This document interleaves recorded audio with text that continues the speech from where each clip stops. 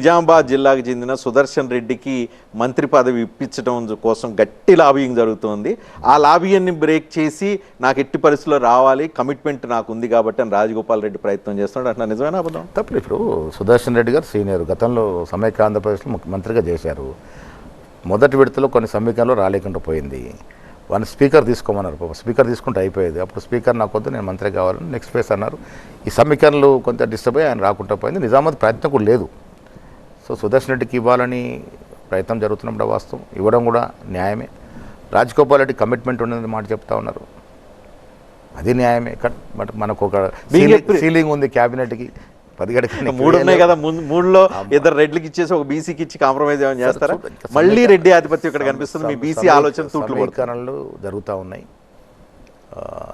కొంత క్యాబినెట్ కూర్పు అది ఎంత ఆషామాషి విషయం కాదు, చిన్న విషయం. కొంత చాలా జాగ్రత్తగా చేయాల్సినట్టు పరిస్థితి.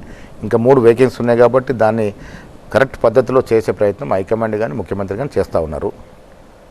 రాజగోపాల్ రెడ్డిని బుజ్జగిస్తారా, క్రమశిక్షణ చర్యలు తీసుకుంటారు? మల్లు రవి గారు మాట్లాడుతూ ఉన్నారు. అంటే క్రమశిక్షణ చర్య అనేది ఫైనల్, అది